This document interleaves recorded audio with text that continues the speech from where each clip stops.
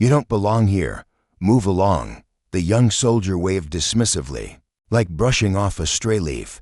The old man said nothing. He simply lowered his eyes, adjusted the grip on his broom, and stepped back into the morning fog. Then the gates opened. A black SUV rolled to a halt. A decorated general stepped out, stiff from old injuries, medals gleaming in the dawnlight. He froze, eyes locked on the janitor, and with a voice cracking under decades of memory, he whispered, "Captain Aaron." "Mitchell, is that really you?" In that instant, everything the soldiers thought they knew shattered, and the truth about the quiet man with the broom began to unfold.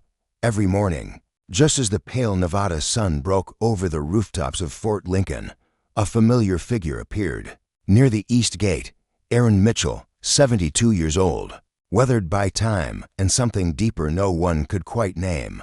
Clad in a faded canvas jacket and work boots with worn soles, he arrived precisely at 05 for 5. Never late, never early. He never spoke, just swept his broom.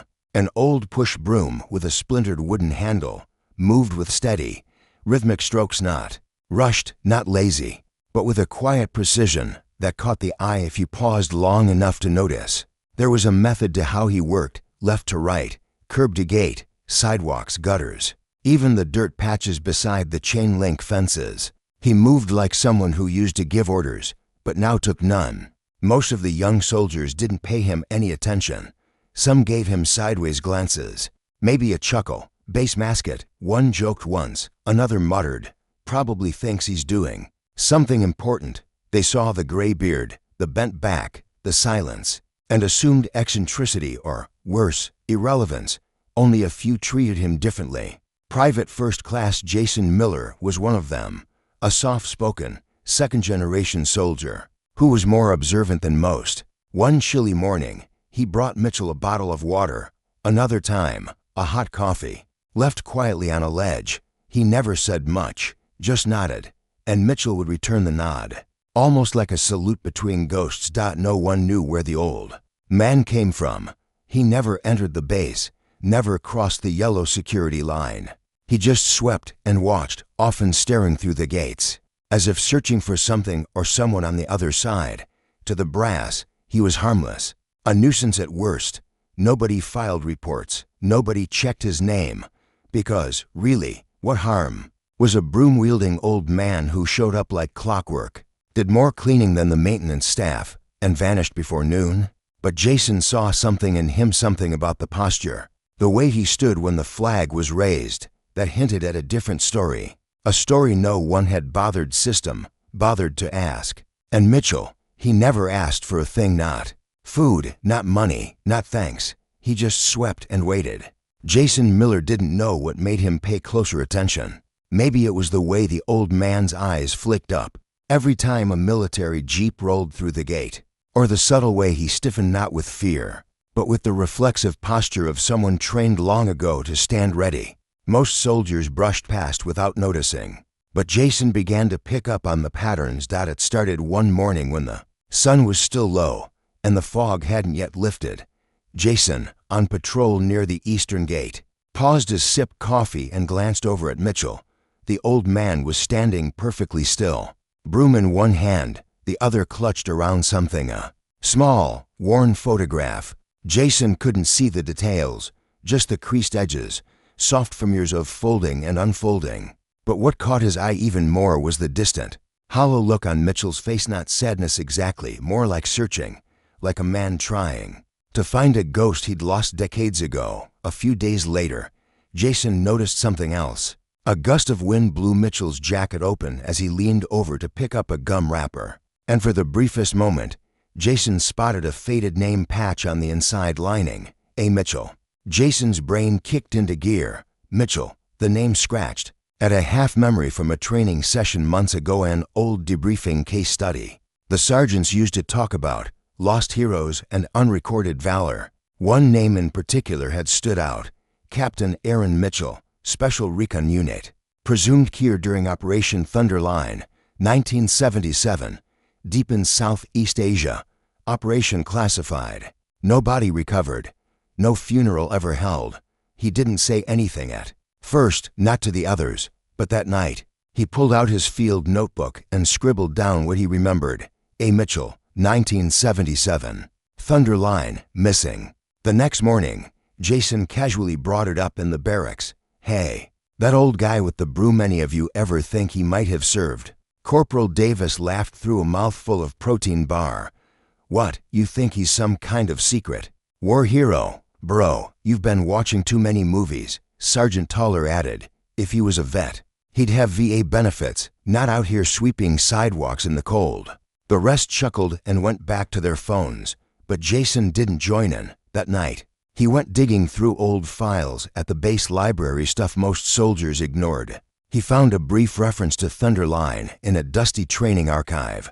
Extraction mission, compromised, 7 survivors. Commander Mia, name redacted, that was it. But Jason couldn't shake the thought. Why did the old man stand a little straighter when jeeps passed by? Why did he track officers with a silent gaze, like he was waiting for one of them to recognize him? And most of all, why had nobody ever bothered to ask who he was? Jason didn't have answers, but something in his gut told him the man with the broom was more than just a quiet habit outside the gate. He was a chapter no one had finished reading. It began like any other morning. Aaron Mitchell arrived just before sunrise, broom in hand, jacket zipped against the wind. The eastern gate of Fort Lincoln looked the same, concrete barriers too. POSTED guards, flag gently swaying overhead. But something had changed. A new base commander, Colonel David Rohr, had taken over that week. Young by military standards, efficient, strict, deeply committed to protocol. He came in with an initiative to tighten security. Civilians loitering near the perimeter, no matter how harmless, were now considered a liability. At 0600 sharp, 2 MPs approached Aaron as he swept a path of wet leaves from the outer sidewalk. Their stance was respectful but firm. "Sir, I'm going to have to ask you to step away from the fence," one of them said. "You're not authorized to be this close to the base entrance." Aaron looked up, eyes calm. "I've been cleaning this stretch for years. We understand, but new orders are in place. No civilian presence past the yellow line. I'm afraid you'll have to leave." Aaron didn't argue. He simply nodded, leaned his broom against the fence, and bent to collect his things, a bucket of cleaning supplies, an old jacket folded neatly on the bench, and a small, weathered satchel. That's when it happened. As he lifted the satchel, the zipper snagged on the edge of the bench.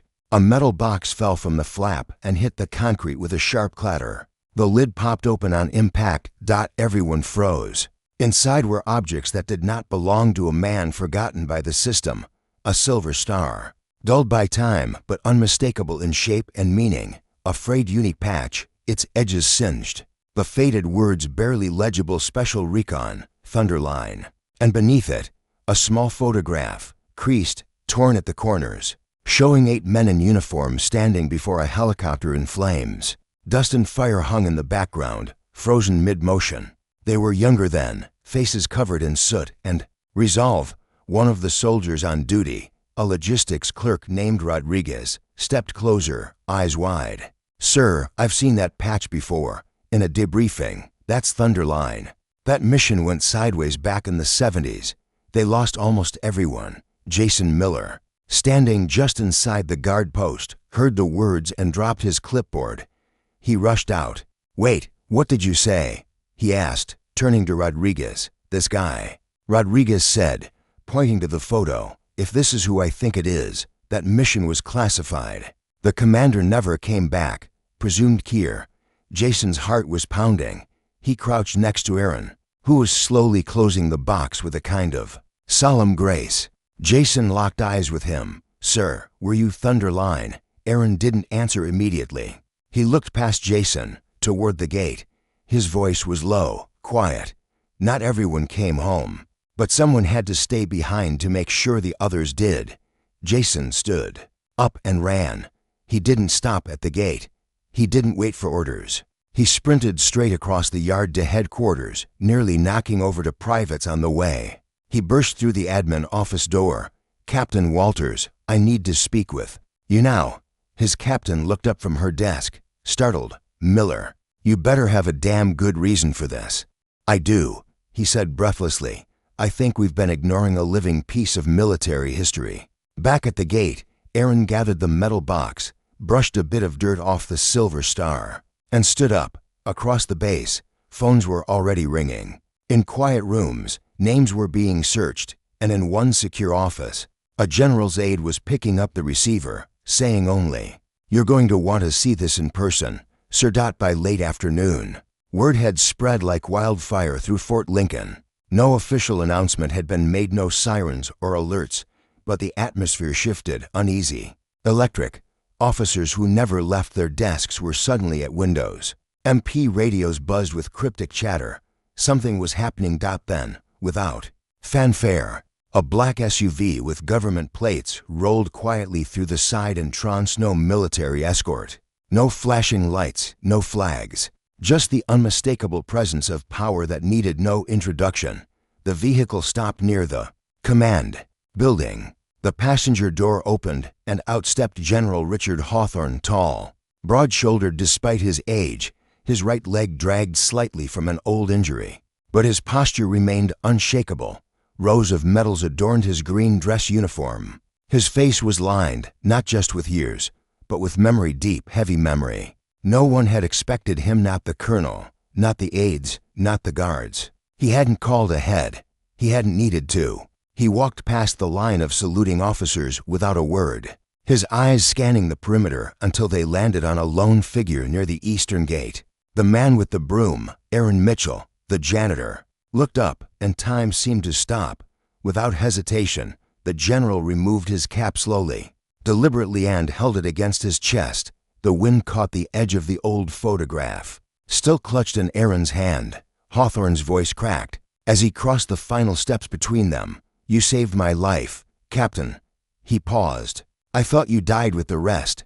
The clatter of tools dropped by a mechanic nearby echoed faintly. A young recruit lowered his phone. A group of officers near the mess hall stopped mid-step.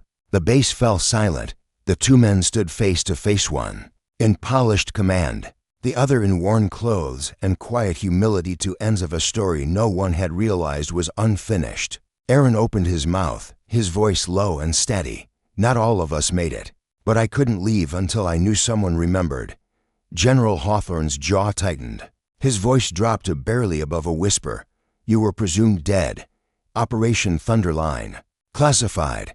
Your name was etched on the wall at headquarters. I've saluted it more times than I can count." A small crowd had started to gather, unsure if they were witnessing a reprimand or a reunion. Soldiers whispered among themselves, "Is that who I think? It is no way that guy, the janitor." But no one dared interrupt. Jason Miller stood at the edge of the crowd, heart pounding in his chest. This moment felt like something sacred. Hawthorne turned to face the onlookers, his voice now clear and commanding, echoing across the square. "This man is not a janitor. He is Captain Aaron Mitchell, Special Recon Unit, presumed killed during Operation Thunderline in 1977. Gasps rippled through the crowd. "He didn't die," Hawthorne continued. "He stayed behind to save us. Every breath I've taken since that day belongs to him." And with that, he did something no one expected. He stepped back and gave Captain Mitchell a full, formal salute, the kind you give to legends. Around the square, one by one, soldiers straightened, young and old, privates and officers. And then, like a tide rolling in, they began to raise their hands in silent salute. Aaron said nothing, but his hand rose too, shaking slightly as he returned the gesture. And for the first time in decades, he was seen not as a man with a broom, but as a hero who had never stopped standing watch. The story that followed was one no one at Fort Lincoln had ever expected to hear, not from an old man with a broom, and certainly not from the lips of a general. They sat together on a weathered bench near the base gates, Captain Aaron Mitchell and General Richard Hawthorne.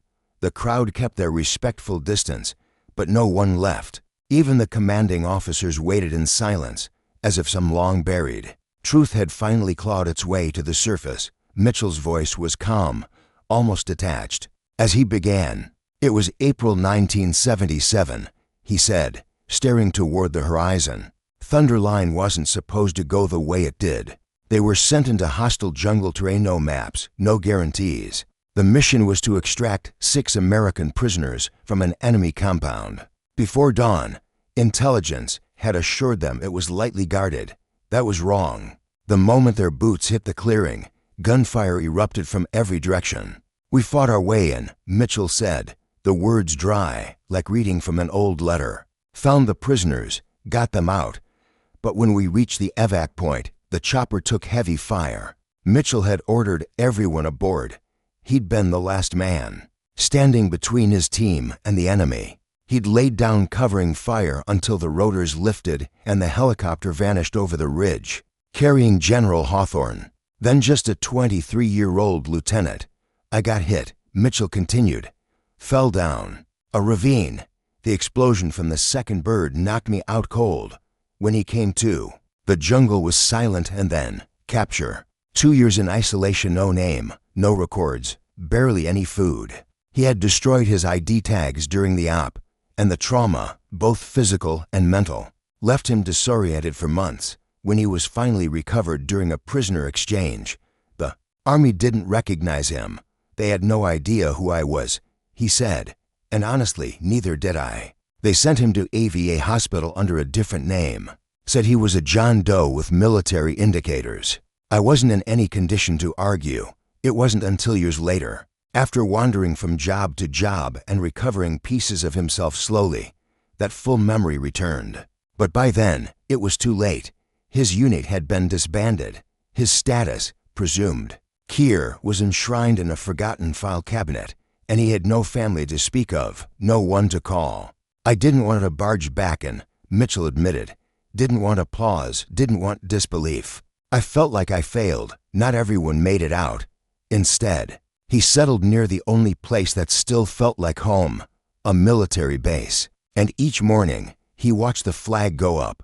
He cleaned the walkway beneath it. And though no one noticed, he stood at attention during Reval every single day. I didn't want a parade, he said. I just wanted to make sure the place still stood, that the flag still flew. General Hawthorne, seated beside him, looked away to hide his emotion. When he finally spoke, his voice was low but firm.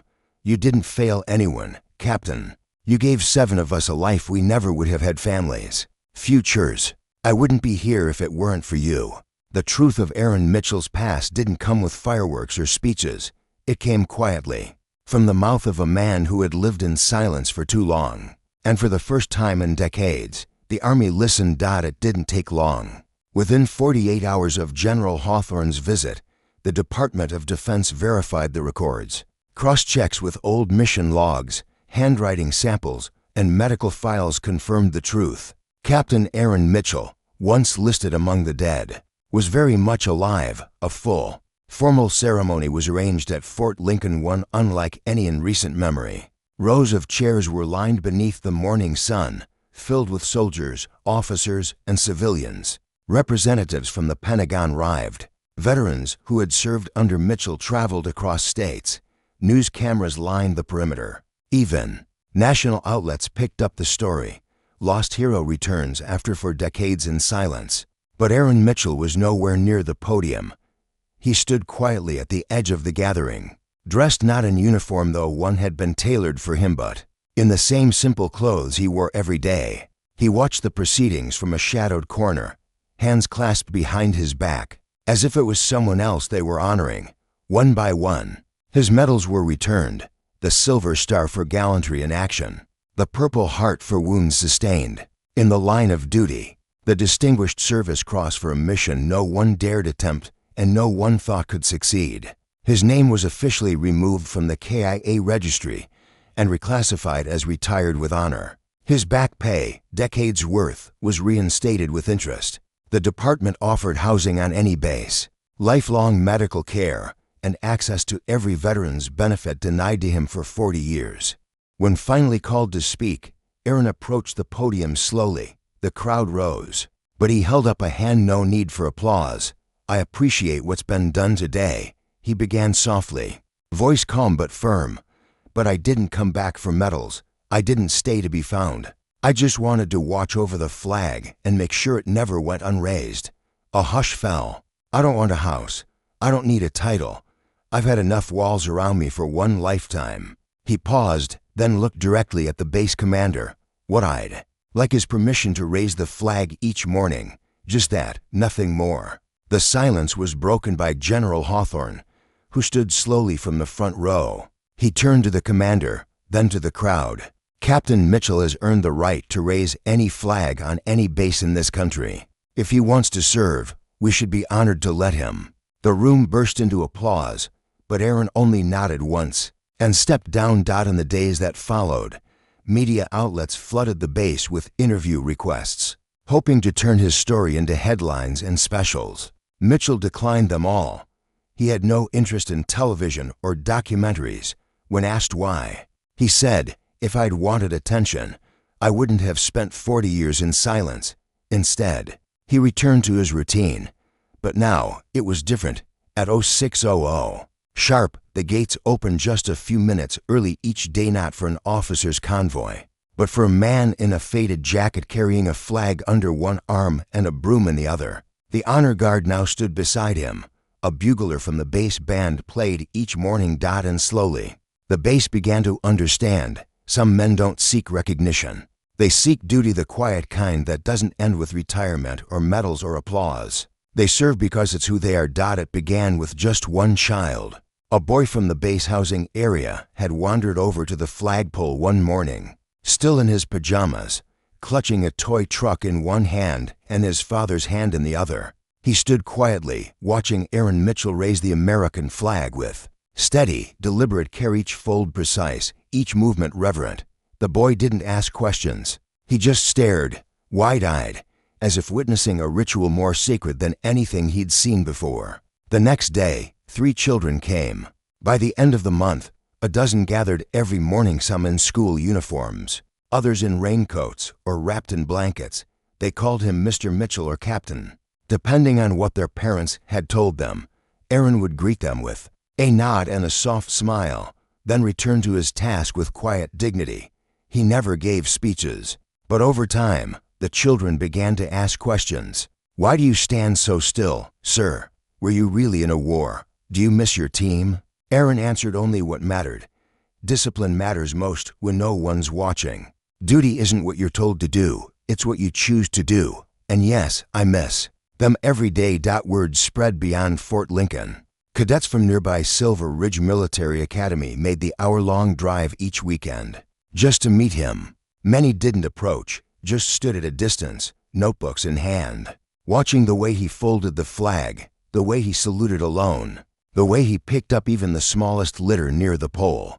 The Academy soon partnered with the Department of Defense to establish the Aaron Mitchell Ethics Library, a facility housing not just texts on military leadership, but also journals, letters, and case studies focused on the human side of service. It became a required stop for officer candidates before graduation, but Aaron's legacy didn't stop at a library. General Hawthorne, just before retiring from active duty, spearheaded the creation of the Mitchell Protocol, a set of reforms to prevent what happened to Aaron from ever happening again.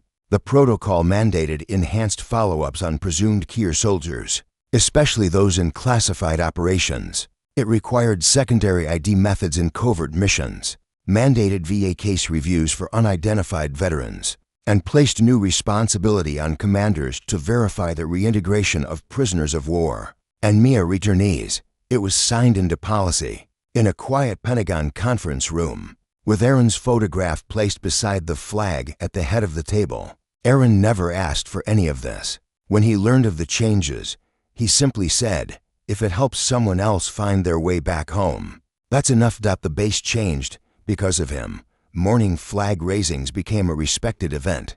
Duty rosters adjusted so more soldiers could attend. School buses stopped 5 minutes early so children could watch. Officers began citing his name during leadership briefings, not to inspire grandeur, but to remind them of the power of unseen sacrifice. Aaron never stood behind a podium. He never accepted honorary degrees or wrote memoirs. But in his quiet presence, something unshakable took root. He became the base's conscience, its memory, its living reminder that some heroes aren't buried with trumpets or celebrated in textbooks. They walk among us, broom in hand, flag at heart. And every morning, at Fort Lincoln, as the anthem played and the stars and stripes rose into the sky, those who gathered knew they weren't just watching a flag go up. They were witnessing legacy in motion. In the years that followed the ceremony, Aaron Mitchell lived a quiet life, just as he always had. He declined the base housing offered to him, and instead chose a modest studio apartment in a quiet neighborhood. 2 miles away, no luxuries, no plaques on the walls, a small bookshelf, a worn recliner, and a wooden case in the corner that held his broom and his folded uniform. Each morning, before most of the base was awake, he walked the path he knew by heart. Same time, same route, same purpose. He continued raising the flag at Fort Lincoln every day, rain or shine, snow or blistering desert heat, even on days when his joints ached or his breathing was labored. He never missed, and every morning, the children still came. Soldiers still saluted. The chaplain often said that Aaron's quiet presence did more for morale than any policy or speech. On his 80th birthday, the base organized a simple gathering under the flagpole. No news crews, no media, just those who mattered. The gifts were humble and heartfelt, a hand-carved walking staff made by a wounded Marine from the base rehab unit, dozens of handwritten letters from military children filled with drawings and questions. Jason Miller, now a sergeant, read aloud a note signed by the entire Morning Watch to the man who reminds us what service really means. We stand because you stood first. General Hawthorne, now retired, attended as well. When the two sat alone afterward, Aaron looked at him with quiet disbelief and said, "I never expected to be remembered." The general smiled and replied, "That was always your blind spot. Captain, you never understood how unforgettable you were." Aaron passed away peacefully 5 years later. No fanfare, no last words written down. Just an old soldier in his sleep, hand resting on the staff by his bedside. The military funeral held in his honor drew hundreds: soldiers, veterans, cadets, children, and strangers who had only heard the story once but never forgot it. But the real tribute came the next morning. At exactly 0600 hours, 7 American flags were raised simultaneously at 7 military bases across the country. Each flag was hoisted by a young soldier who had either met Aaron Mitchell in person or grown up hearing about him. Each folded flag was later presented to a local school, accompanied by a simple handwritten note.